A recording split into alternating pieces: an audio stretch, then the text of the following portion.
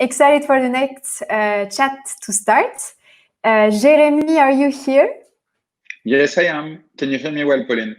Yes, now I hear you perfectly well. So I think many of the people watching this video right now don't know about you yet because they probably didn't attend the hackathon track. So I will let you introduce yourself and I'll hand over the floor to you to talk about the future of access systems. And I'll meet you in a bit for Q&As. Perfect. Well, first of all, I wanted to thank you, Pauline, and your amazing team because the organization is just perfect. You know, we were like dubious, wow, an online event that's worldwide and everything, and it's just going perfectly, and it's smooth and it's great. Thank you also for having us, and I was listening to the talks before mine, to Ben from Coworking and to Sambat from Bangkok, and it was just amazing. So I hope I'll raise to that level. So I have a presentation to share, and I've chosen a subject since Pauline, you told me that you were passionate about what you call building accessibility and co-working accessibility after visiting 412 co-working spaces. So the topic I've chosen for this talk, yes. The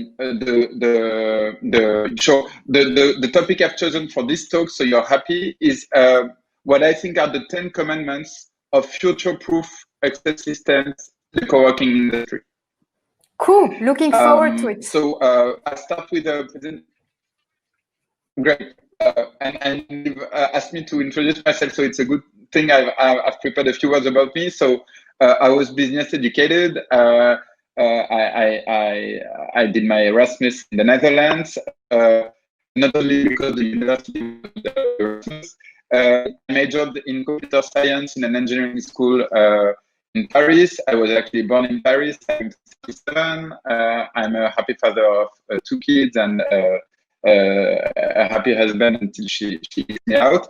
And before joining Welcomr,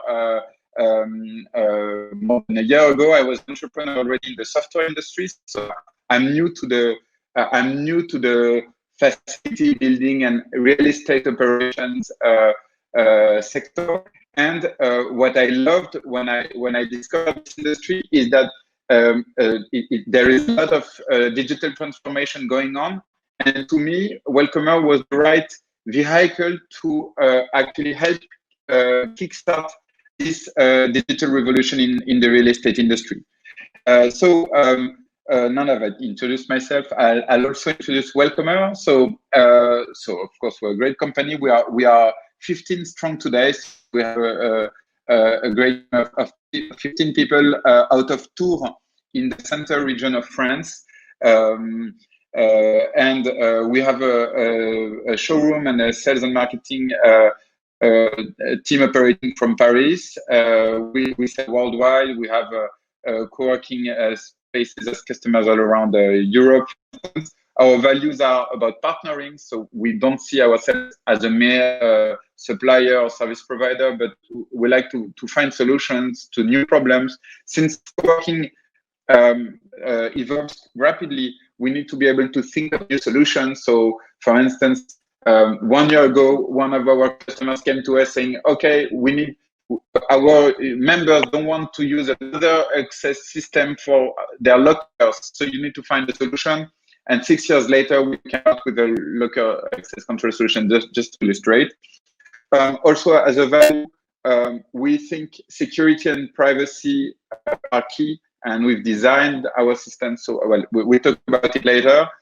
We are a happy portfolio company of an investment fund which name is Go, and we already provide access control services to over 150 sites, including like Brainwave, SlimPay, Nicer Use Game, Toothpark, including co-working operators with many co-working spaces like Startpay, like MamaWorks, like The Bureau. We also provide access systems to interfaces. It's an incubator network to residences, to hotels in the Travel Factory group. and also to large real estate or corporations like Allianz or Engie. So I now move on to the presentation now that I've introduced myself and Welcomr as a company. So the 10 Commandments, of course, it has a biblical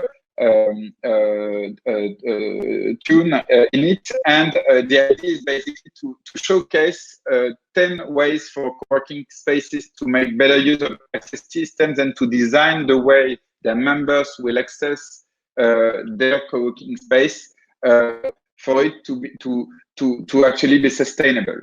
So commandment number 1, several access modes you must enable your members with. So we see a lot of co-working spaces. They think, okay, no, that's fine. We've got keys. So keys, by the way, it's not access control because you don't know who's been there. But so sometimes, okay, we've got badges or we've got smartphones. We really think, and we're drawing from our experience, that co-working operators need at least to provide one other access mode on top of smartphones, because you always have this member, they've had their smartphone stolen and before this crucial presentation, or you've got the cleaning people, they don't earn what it takes to actually buy a $500 smartphone. And so they need another way to enter. So we think it's important not to be reduced about access modes and to be capable of offering a wide range of potential equipments. Like, so you've got mobile, but in a mobile you have an app, an application or a link, or you can NFC touch in NFC a reader, or you can have key cards or badges. You can have QR codes for events. It's a great way to manage access to an event, to a venue. Or you may have digicodes for the cleaning staff, for technical maintenance reasons. It's a great way to provide access to your space. So keep in mind, commandment number 1, at least 2 modes, and if you can do more, then fair enough. Commandment number 2. You need 2 modes, including one that is not mobile, but still the future of access systems is mobile. So we've become famous in the co-working industry by providing exactly the experience that you see. So I'll demo you quickly. So here I have a controller. So this is basically what we put on a door, what we connect to a door. And here with the demo, I swipe in, and the door gets opened. And this is how we became famous amongst in the co-working industry. But so the future will be mobile, but still you've got people from another generation and so on and so forth. So co-working needs to be inclusive, because it's in the values of co-working to be inclusive. By the way, with COVID, of course, it's always better to touch what you're touching all day than to go and for instance, type in a code on a digicode. Obviously, you want to reduce the spread of bacteria and bacterial interaction. So this is for commandment number 2. Obviously, you need to think mobile in everything. And if I mean, everyone know these numbers. 98% of employees consider keycards are constrained, and 93% of mobile workers are equipped with a smartphone. So basically, with a smartphone, you solve problems for many people, and this has already happened in another industry, in customs, for instance, and in travel now. If you need to take a train or plane, you most probably use your smartphone as a ticket. And obviously for transactions, for monetary transactions, if you will pay, you've got so there are many solutions in other industries, and it's coming quickly. Trust me, in the space of access management. Commandment number 3. Access systems need to enlarge the scope from permanent users to visitors also. And it's really a shortcoming that we all have when we think of a place we think of the people who will be coming every day. And it's actually a mistake because in many places, and it is more true for co-working than for any other real estate asset, people can come, if you take the flows, you have more visitors and temporary users than you actually have members in many cases, because actually when you go, when you become a member of a co-working space, you want to show the space to your customers, because usually it's big, it's great, the design is amazing, and you want to show your community, so you tend to invite your customers a lot more than when you have this small suite in this lousy building. So now you really want to invite people, you have meetings, you have projects, reunions, and so on and so forth. So, but in many cases, accessibility is designed for permanent users, but not for visitors. And we encourage co-working operators to think of building visitors for those with the reception and the bigger, the larger spaces, but the smaller spaces need also to find a way for visitors to make their way in without touching an intercom or without disturbing people with a ring or without calling on people, because if you have a meeting at 1:30 and you arrive at 1:25, maybe the person you are going to meet is already on the phone or in a meeting room, so they will not pick up necessarily. So think of accesses as a democratic thing that will not only apply to your permanent users, but also to your visitors. This is very important. Commandment number 4 is about security. When we a few years ago, like 3-4 years ago, I've had reports from my fellow teammates at Welcomr, like David, for instance, who's listening to us. He was telling me security is not really a matter for spaces, but it has changed. Co-working members want their documents, the network, and the place to be secure, not only to feel safe, but to secure their information flows. They can work for a big customer, or you have yourself a big customer on your premises. I know we have a talk with JLL this afternoon about how to attract larger accounts to co-working spaces, and this is definitely a major trend in co-working. So trust me again, if you want to attract a large account to your co-working space, so they book seats for their members, then you have to raise the security standard of the overall system. And this is not only about accessibility, it's also about cybersecurity. So obviously you have the best locks and the best everything, but your Wi-Fi is open to anyone, then I don't need to enter the place to get information. I can just sit in front of the co-working space and retrieve the information through the Wi-Fi. So you need to think of security in a holistic way as a whole, and it's been a growing concern for co-working spaces and in the co-working industry in general, because customers have been more and more cautious about it.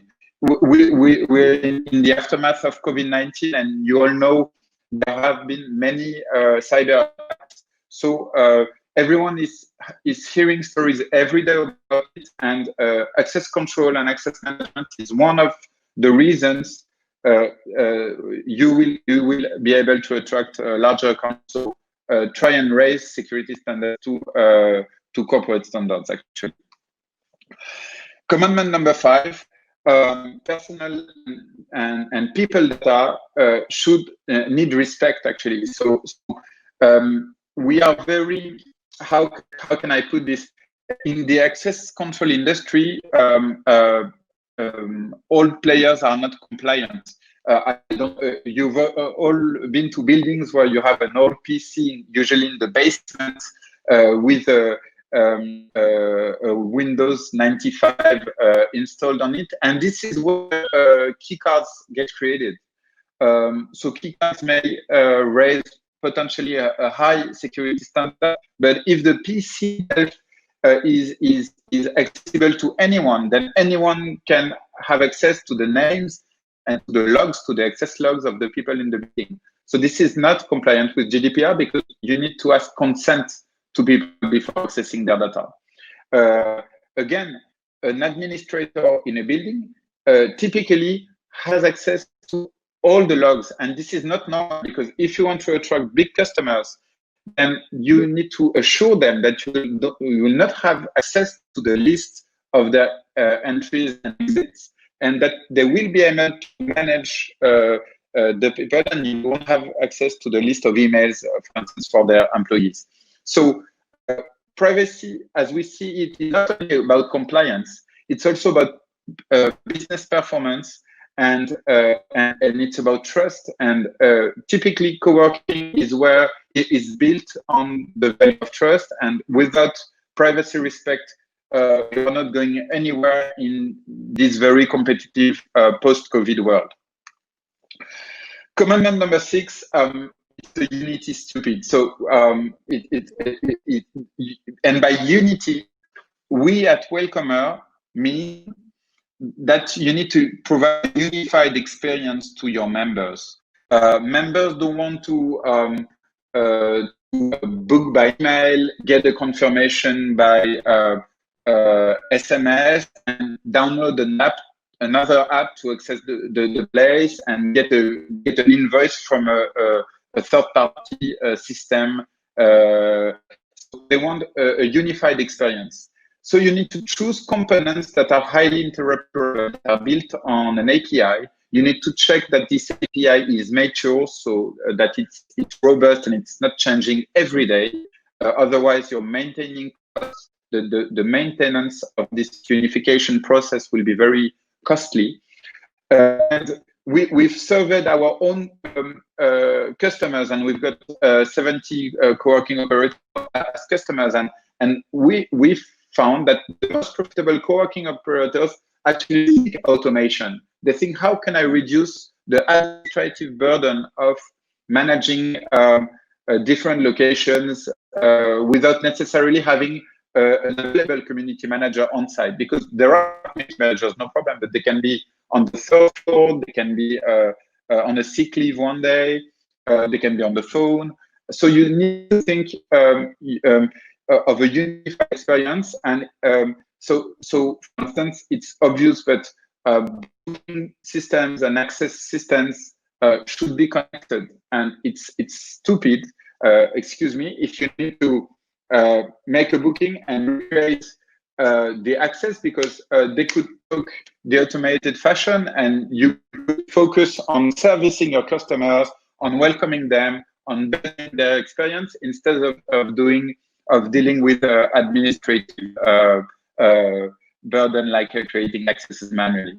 So this is it for commandment number 6. Commandment number 7 is absolutely crucial. It's about multi-site, or even if you've got one site, if you think of your access system as a potential solution when you grow, then you've saved a lot of time, because if you have several systems, then it becomes unmanageable.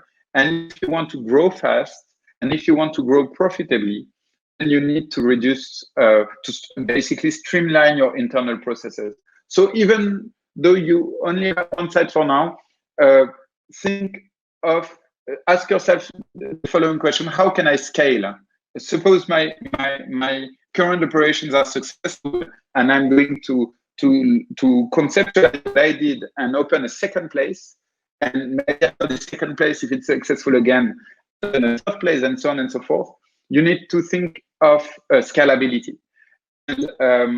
And this is also key to seduce large accounts, because people will move from one side to another. For instance, you attract, I don't know, a legal firm on your co-working space. The guy is alone in the beginning, and he partners with someone in another city. So when they take a train to meet the clients, they'll be very happy to have the exact same access experience to your space. And to me and Welcomr, this is paramount.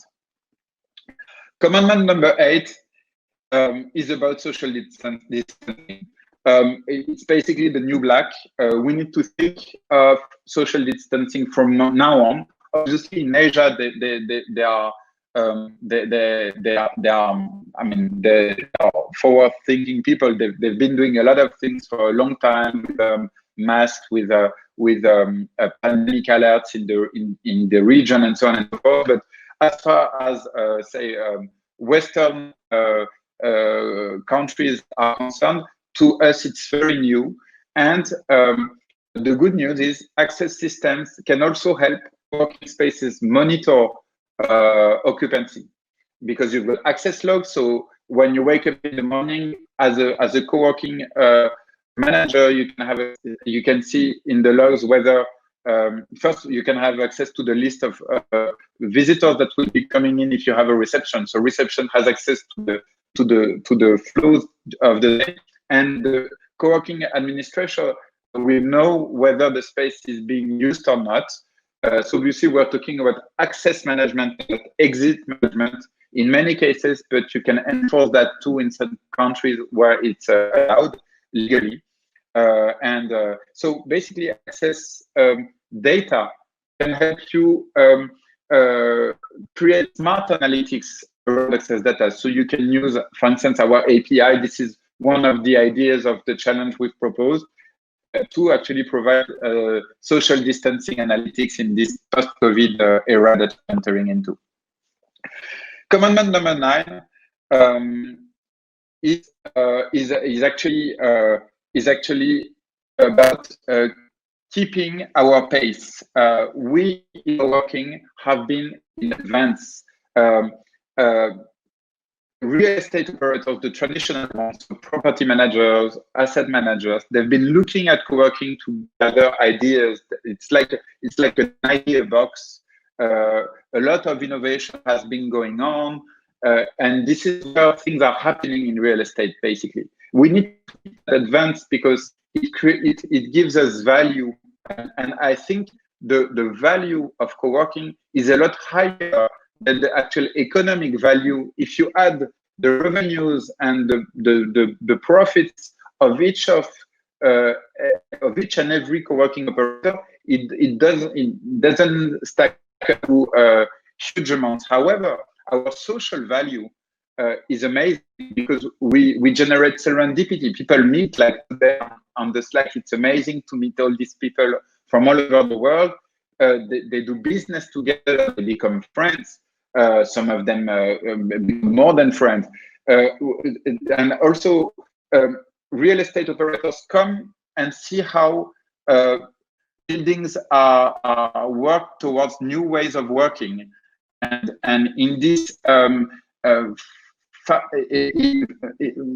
of work that is evolving very fast, we have a mission to actually showcase the future of work. And access systems are just one of the modules of the stack. We've talked about booking systems, there are the billing systems, you've got the interior design, the architecture, you've got the social interaction systems that you've put in place, promotion systems, the brokers that will help you find the right. And so we should keep it that way. And we should remain absolutely focused on being in advance and on keeping our advance. And the last commandment, I've touched it in the commandment number 9, is to remind everyone that access systems are just one of the performance drivers of a co-working space. So again, talking to many co-working operators every day, because they are our clients, when they mention their priority, it's usually they want the experience to be mobile and to adapt to the lifestyle of their members. So this is really this service approach is really their number one concern. And then you've got the booking and billing system, because it's the administrative backbone. If you've got no revenues, you don't know if you make money or not, you are not sustainable. So this is obviously key, and we partner with a lot of co-working management software. Three, usually it's access systems, though, because when you operate a place, it costs a lot of money as a rent, or if you bought and the place, and obviously you want people to get access to what they're paying for. So it's a primary thing when it comes to sharing the service that you've offered to your members. So access systems, I'm not going to say it's not a driver, it's one of the drivers. It's one of the 5 key drivers. 4, and it's been going up recently, it's about health, safety, security, environment, and privacy. So it's all this, say, a reassuring environment that you need to provide to your members, and also the values that you need to convey, because not 2 spaces are equal, even in the same under the same operator. 2 spaces located 2 blocks away will not have the same feeling, will not they will not convey the same values. You see what I know you know what I mean, because each location is a community in itself. And last, it's about interactions that not only happen on site but also off site, and it's becoming an everyday more important driver in the co-working community. And actually, we've talked about multi-site access. Multi-site helps and fosters serendipity, because when you can have you easily have access because you know the procedure to another site of the same network or another network. Then it becomes much more easier to meet new people, and then online followers become easy too. So two of the 5 key drivers are related to access management. It's mobile and access control in itself. So I'm through with the 10 commandments, and I hope you enjoyed it as much as I enjoyed delivering the messages, and I'm very happy to take any question that you may have. Yay! Thank you so much, Jérémy. If you can, it's just super interesting, because I think as you guys are also involved in the hackathon track, I'm sure a lot of the people who are still looking into their ideas got a lot of inspiration from your talk. Before we take questions from the audience, I do have a few questions myself for you. You mentioned something really important about safety and about using access systems as a way to actually install safety in the space. And I think the connection was not great when you spoke about it. So could you just give an example of how through access systems, co-working spaces can ensure safety, or actually can track who is in the space, and basically in a time like COVID, help their members be in a safe place? Okay, so I'm happy that you illustrated your question, because safety is about people's health, and security is about ensuring that people are safe, and also that their data is safe. So talking about safety, access systems are one of the modules that are going to save the world. But it's a combination of many things, and the number one thing is people. So very modestly, what the kind of request that we have currently is about contactless experiences. When you lower the contact surface, you reduce the risk of bacteria being spread all over the site.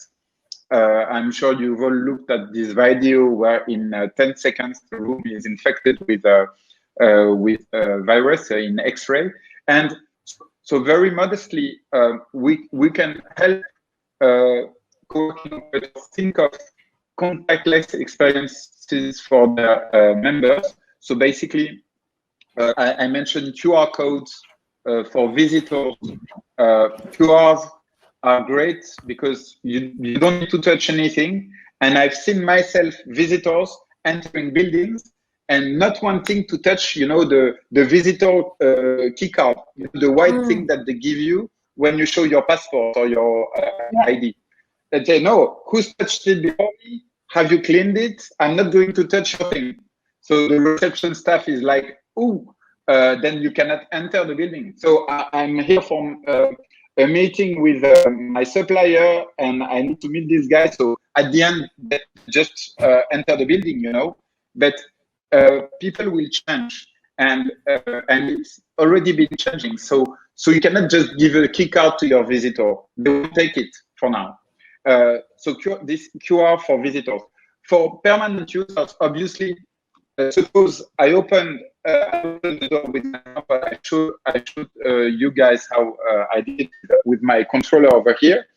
Then the door will not open automatically. You also need a groom, a mechanized groom, electrified, so it gets the door open. Or you. Jérémy, are you still?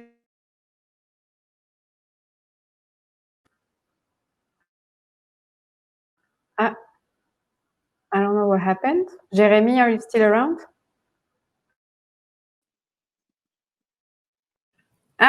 There you are. We lost you for you for a second.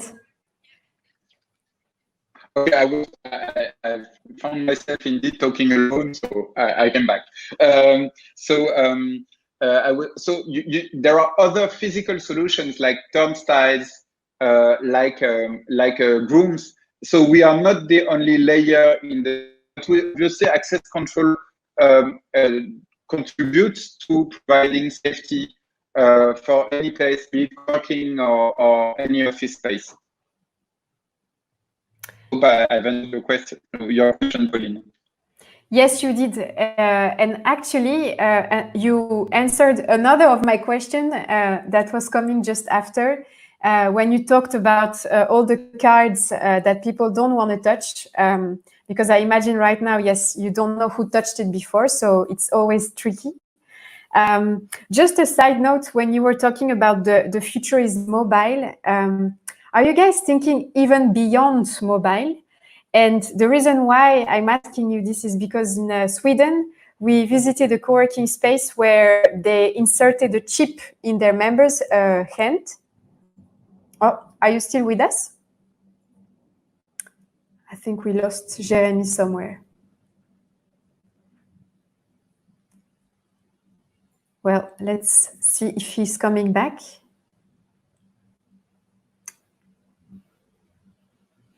I was going to ask him, and I'll just repeat my question later.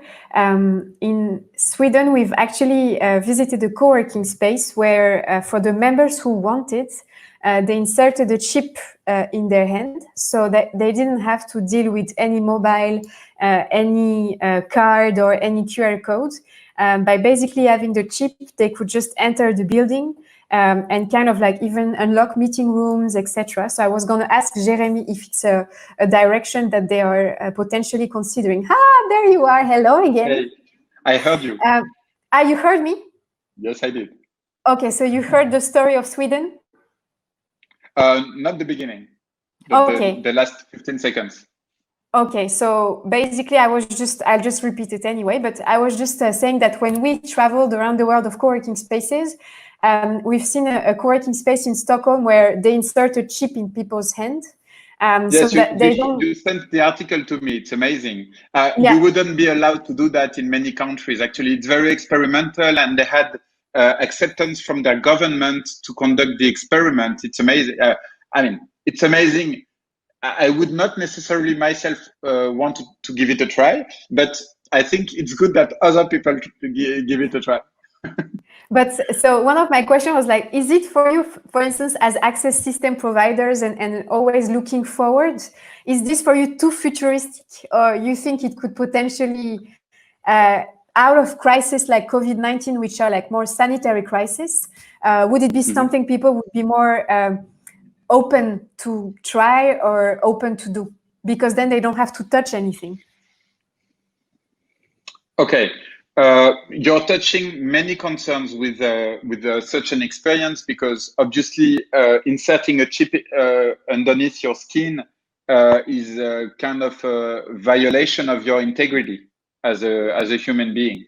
So I think it's great that, as I said, people give it a go, because everything that's about science and innovation conducts potentially to progress. So I cannot be against such an experiment. Do I think now that it's going to become a standard? I don't think so. I think we've got a natural extension of our body, and it's smartphones. And as I tried to demonstrate, now we use smartphones to enter to get in a trade, to get on a train, to pay also. And it's just where things are going to happen in terms of data. However, in this very specific example, I think it could apply to needs like I don't know, entrance to a defense building, like for secret agents. You know, they don't want their key card to be stolen, so they want to enter a building the most natural way, and the building can be extremely secured. As far as we are concerned, as Welcomr, as I said also in my talk, we are not religious about access modes. We could perfectly integrate with this chip. All we would have to do is use the software development kit of their firmware. So we can manage accesses through the chip numbers of each and every human being with such a chip underneath the skin. So we could perfectly manage this access mode. And we would like, in our vision, we would like to be able to embrace all kinds of access modes, from the most traditional like keycards to the most forward-thinking like the one you mentioned. But honestly, we've seen no iteration or thinking of such a deployment for now. And what about this? What about smartwatch? Because you talked about, for instance, like when you were talking about the phone, I was thinking for me as a user, how I love that my boarding pass can be on my smartwatch, and that I don't have to swipe up anything. I just have to put my watch and it's over. So I don't even touch anything. Are you guys thinking to do something for smartwatches, or maybe you already have it? So we do not have it yet, because we've developed, for instance, our iOS app on a development language that is not the one of Apple Watches, for instance. So, but however, we have it on our roadmap. We have a mobile developer on our team, Alexander, who's currently working on our soon to be a new Android version, and he will be working then on an Apple Watch version of the Welcomr app. However, truth be told, so you've read I've been at Welcomr for 15 months now. In 15 months, out of a community of about 50,000 strong users, we've had 3 Apple Watch requests, 2 during the year, and now yours, it makes it 3. So I'm not, I mean, for instance, I haven't been wearing a watch ever since I've had a smartphone, because I don't need it anymore. And I know, like, you probably are a runner, because many people who have watches actually run. So I'm not sure it's very mainstream. However, it's cool. So whenever we'll have some chance to do it in our roadmap, we'll provide this service, because we think it can generate, you know, Instagram videos, and it can generate buzz around Welcomr. But it's not a very mainstream use. But of course, it's one of the modes. Yeah, I also think that it's maybe because people don't think about it yet, that they could potentially do it with their watches. So I see we have a question here. With the new reality of COVID-19 and the evolution of technology, can you see the emergence of independent coworkers who just roam around and have the power to unlock doors of different co-working spaces? Okay, wow. So Dimitar, you're touching something here. The gig economy was already there. COVID is not an enabler; it's an accelerator. So in the gig economy, you can basically choose where you're going to work from. Perhaps you need to visit your clients 1 or 2 days a week, but still you can work from any co-working space, and you also have the same. I mean, this exact same population also behaves on the living side. You know, you have this digital nomad trend where people move from one city to another, and they use co-living places, and they meet with new people, and they form this community. So this is actually, you sleep at night, but you work during the day. So the exact same thing happens during the day in co-working places. And do I see uses where one member can access any site and it's really on demand and they get billed on demand? Well, it's the strength of large co-working networks. For, I don't know, I'll take the two most famous among them, so Spaces and WeWork. Obviously, when you are a Spaces member or WeWork member, and you've got the membership card, then you can access the commons of all the spaces. So it's really the ultimate experience that you want to provide to your members, and it's also the main benefit that they showcase to their potential members, because they say, hey, of course I'm in front of an independent co-working space, but they will not find you a solution when you are in another city. Or so I think here we should be, obviously we see you want things to be unified, but you also want things, you want places to be different, because this is where the value of what we do is. And you want the experience to be unified within a group of co-working spaces operating under the same brand. So independent co-working spaces that would be, for instance, our customers would provide the same experience to all their members, and maybe they could share. But this kind of business models, like a little like alliances in the airline industry, you know, the Star Alliance and things like that, it will be coming soon, and it has already started on a national basis. I've seen Co-working Intel talk about an associate. A non-profit from Chile. There is also Co-work in France. Benjamin also mentioned them. So you already have initiatives around around unifying experiences within a network, but it's only starting, and obviously it's going to benefit from what just happened. Actually, one of our your question, well, Dimitar. Yeah, it's one of our community partner for the event. They are called Croissant. I don't know if you heard about them. Yeah, and I checked them out.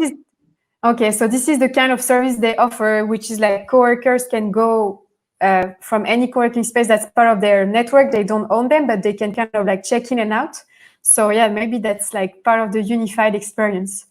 Jérémy, exactly. They have a great future. So good luck to Croissant. Thank you so much for the talk. You are on the Slack. So what's your handle on Slack? At Jérémy, I think, right? If people want to write you? Probably, perhaps Jérémy brackets Welcomr. Okay, cool. So if someone has more questions, yeah, they can drop a message on the Welcomr API channel, and we'll all be there. All right, awesome. Before I let you go, let's take a selfie, a virtual selfie, because we cannot be in the same room. So let's give it up. Little smile, cheese. Hey. Awesome. Thank you, Jérémy, and I'll see you on the Slack. Thank you so much, Pauline, for having me. Thank you. My pleasure.